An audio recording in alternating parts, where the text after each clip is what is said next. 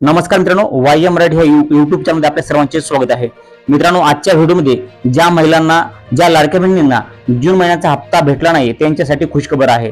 तर त्यांच्यासाठी काय खुशखबर आहे की त्यांना हप्ता मिळणार आहे, परंतु हप्ता कधी मिळणार आहे, केव्हा मिळणार आहे, संपूर्ण ए टू झेड माहिती आजच्या व्हिडिओमध्ये तुम्हाला मी सांगणार आहे। या ठिकाणी पहा, ज्या लाडक्या बहिणींना जून जुलैचा हे दोन्ही हप्ते भेटले नाहीत त्यांना पण हप्ते भेटणार आहेत। तर ते कधी भेटणार आहेत? एकूण तुम्हाला 4500 रुपये भेटणार आहेत। पण किती तारखेला भेटणार आहेत, केव्हा भेटणार आहेत याची संपूर्ण माहिती देणार आहे। पण त्या अगोदर तुम्हाला काही त्यामध्ये नियम दिलेले आहेत, ते नियम अगोदर तुम्हाला जाणून घ्यायची गरज आहे। तुम्हाला कोणकोणते नियमामध्ये तुम्ही बसतात, तुम्हाला बेसिक माहिती की तुम्ही काय म्हणतात की आम्हाला आमच्या नावावर 4 चाकी वाहन नाहीये आणि नंतर आम्हाला वावर नाहीये, असं तुम्हाला काही माहिती तुम्ही आम्हाला देतात। परंतु आणखीन ही व्यतिरिक्त तुम्हाला आणखीन काही नियम माहिती पाहिजेत, म्हणजे तुम्हाला या ठिकाणी माहिती असणं गरजेचं आहे। कारण का तुम्हाला पैसे त्यामुळेच भेटणार आहे। तुम्हाला हे नियम जर माहिती असतील आणि तुम्ही जर ह्या नियमामध्ये बसत असाल तर तुम्हाला ह्या लाडके बहिणीचे जे 4500 भेटणार आहे। 4500 कसे भेटणार आहेत? ज्या महिलांना, ज्या लाडक्या बहिणींना जून जुलैचा आणि ऑगस्टचे, जून जुलैचा, ऑगस्ट आणखीन पडला नाही परंतु आता ऑगस्टचा पडणार आहे। जून जुलैचे हप्ते पडलेले आहेत। तर या ठिकाणी जून जुलैचे ज्यांना पडले नाहीत त्यांना जून जुलै ऑगस्टचे असे एकूण 4500 रुपये त्यांच्या बँक अकाउंटवरती जमा होणार आहेत। तर अशा प्रकारे तुम्हाला संपूर्ण माहिती पहा।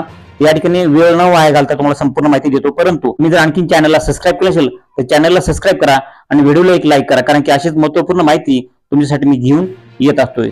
या ठिकाणी पहा, पहिल्यांदा मी काय सांगत आहे, ठिकाणी पहा काही नियम दिलेले आहेत। लाडकी बहीण योजना अर्ज छाननी नियम 2025। तर या ठिकाणी पहा काय नियम आहे 2025। महाराष्ट्र शासनाची मुख्यमंत्री माझी लाडकी बहीण योजना ही महिलांच्या आर्थिक सहाय्यासाठी आहे, मात्र योजना केवळ पात्र महिलांनाच दिली जाईल असं या ठिकाणी क्लिअरली सांगितलेलं आहे। त्यानंतर पहा, ही जी योजना आहे केवळ पात्र महिलांनाच दिली जाईल, त्यासाठी अर्ज जे आहे ते छाननीचे नवे नियम जाहीर झाले आहेत। परंतु ते कोणते नवीन नियम आहे जाहीर झालेत हे तुम्हाला सांगणार आहे। तर या ठिकाणी पहा, पहिला नियम आहे पात्रता निकष वयाची अट। या ठिकाणी पहा, तर ते काय आहे वयाची अट तुम्ही पाहून घेऊ शकता। संपूर्ण व्हिडिओ पहा, तुमच्या लक्षात येईल की नवीन नियम अट काय आहे, तुम्ही लक्षात घ्या, कारण की नवीन नियम लक्षात आल्यानंतर तुम्हाला संपूर्ण माहिती पडेल की तुम्ही पात्र आहात का नाही पात्र। तर या ठिकाणी पहा, पहिला नियम या ठिकाणी जे आहे ते वयाची अटीसाठी आहे। तो कोणता आहे?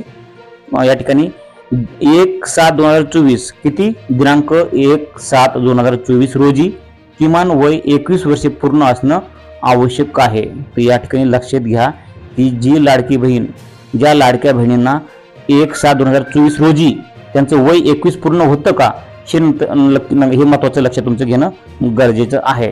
तर ते जे आहे ते नसेल, कमी असल्यास ते अपात्र असणार आहे। आणि त्यानंतर पहा, 30/9/2024 रोजी वय 21 पेक्षा कमी असल्यास अपात्र असणार आहे।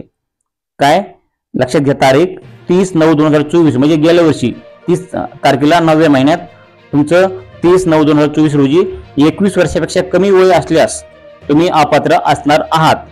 त्यानंतर पहा 3 नंबर पॉइंट, 1/8/2025 रोजी वय 65 वर्षापेक्षा जास्त असल्यास अपात्र। ही तारखेला 1/8/2025 म्हणजे आता या ऑगस्टच्या महिन्यात 1 तारखेला 1 ऑगस्ट 2025 रोजी तुमचं 65 वर्षापेक्षा जर वय जास्त झालं असेल तर तुम्ही अपात्र होणार आहात, असं या ठिकाणी हे गोष्टी तुमच्या लक्षात घेणं महत्वाचं आहे। त्यानंतर पहा, आता या ठिकाणी पहा, तुम्हाला जर या ठिकाणी तुमचं आधार कार्ड आणि इतर कागदपत्रांमधील जन्मतारीख जुळली पाहिजे।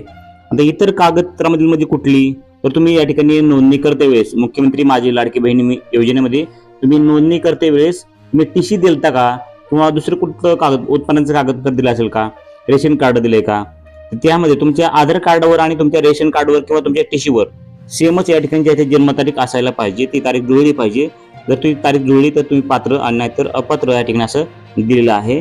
त्यानंतर पहा, एका कुटुंबातील जे आहे ते एक रेशन कार्डातील किती महिला पात्र असणार आहेत? पहा, एका कुटुंबात एक रेशन कार्ड जास्तीत जास्त 2 महिला लाभ घेऊ शकतात, ते पण एक विवाहित आणि एक अविवाहित। म्हणजे या ठिकाणी लक्षात घेण्यासारखी बाब आहे की जर दोन्ही विवाहित असतील तर या ठिकाणी लाभ भेटणार नाहीये, असं या ठिकाणी दिलेलं या ठिकाणी तुम्ही स्पष्ट पाहू शकतात।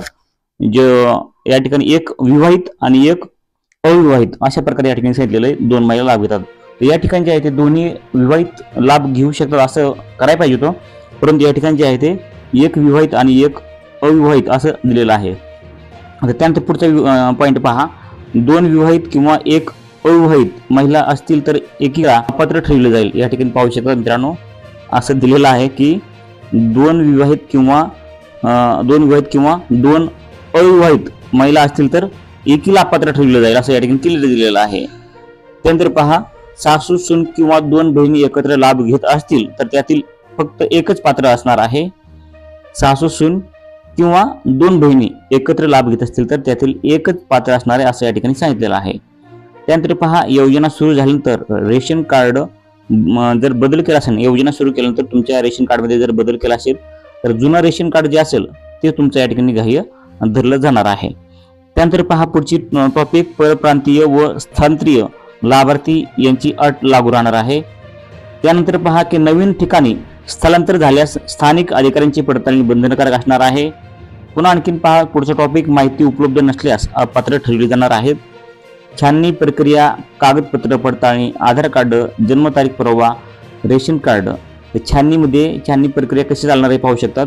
छाननी प्रक्रियेमध्ये तुमचं कागदपत्र पडताळणी केली जाणार आहे। त्यामध्ये तुमचं आधार कार्ड असेल, जन्मतारीख पुरावा असेल, रेशन कार्ड असेल, हे कागदपत्र तुमचे त्या ठिकाणी पडताळणी केले जाणार आहेत। आणि त्यानंतर वयाची तपासणी कशी केली जाणार आहे? वयाची तपासणी ॲप आणि वेबसाईटवरील नोंदणीची तुलना, या ठिकाणी वयाची तपासणी केली जाणार आहे। त्यानंतर का, कुटुंब तपासणी, रेशन कार्डवरून महिलांची संख्या। त्यानंतर पहा, स्थलांतर पडताळणी, स्थानिक अधिकाऱ्याकडून प्रत्यक्ष तपासणी अपात्र ठरण्याची मुख्य कारणे, वयाची अट पूर्ण न होणे, एका कुटुंबातील जास्त महिला लाभ घेत असणे। त्यानंतर पहा, आधार कार्ड व इतर कागदपत्रांमधील जन्मतारीख न जुळणे, रेशन कार्डातील फेरबदल करून पात्रता निर्माण करणे, स्थलांतरानंतर स्थानिक अधिकाऱ्याकडे म्हणजे जर तुम्ही बाहेर स्थलांतर झाल्यानंतर स्थानिक अधिकाऱ्याकडे माहिती नसणे। त्यानंतर पहा, माहितीच्या टिप्स, सर्व कागदपत्रांमधील जन्मतारीख जुळवून ठेवा, अर्ज करताना खऱ्या व योग्य कागदपत्राची नोंद करा, आणि कुटुंबातील व इतर कुणी आधीपासून लाभ घेत आहे का ते तपासा, आणि स्थलांतर झाल्यास अधिकाऱ्यांना वेळेवर माहिती द्या। अशा प्रकारे तुम्हाला या ठिकाणी जे आहे ते तुमची जे आहे ते केली जाणार आहे, तपासणी केली जाणार आहे, छाननी केली जाणार आहे। अशा प्रकारे तुम्हाला ही नक्की संपूर्ण माहिती समजली असेल। त्या ठिकाणी तुमच्या नक्कीच लक्षात आलं असेल की तुमची वयाची पात्रता अट काय असणार आहे आणि छाननी कशा प्रकारे केली जाणार आहे। संपूर्ण माहिती सांगितलेली आहे, तुमच्या लक्षात संपूर्ण आलेलं आहे। फक्त तुमच्या नावावर 4 चाकी वाहन असल्यानंतर तुम्ही अपात्र होत नाहीयेत, किंवा तुमच्या नावावरती जास्त शेती असल्यानंतर तुम्ही अपात्र होत नाहीयेत। आणखीन काही कारणं अशी आहेत या ठिकाणी सरकारने दिलेली आहेत, तर त्या सरकारने काय कारण, त्या नियमात पण तुम्ही बसणं बंधनकारक आहे, असं या ठिकाणी सांगितलेलं आहे। तर नक्कीच तुमच्या मनामध्ये काय प्रश्न असतील तर आम्हाला आणखीन कमेंटमध्ये सांगा। तुम्हाला जून जुलैचा लाभ भेटलाय का नाही हे पण नक्कीच कमेंट्समध्ये सांगायला विसरू नका, कारण की अशाच लाडक्या बहिणीचे नवीन अपडेट घेऊन तुमच्यासाठी मी घेऊन येणार आहे। या ठिकाणी पहा, तुम्हाला ऑगस्टचा हप्ता कधी पडणार आहे नक्कीच पुढच्या व्हिडिओमध्ये मी सांगणार आहे। तोपर्यंत चॅनलला सबस्क्राईब करून ठेवा, व्हिडिओला एक लाईक करा। भेटूत पुढच्या व्हिडिओमध्ये। जय हिंद, जय महाराष्ट्र।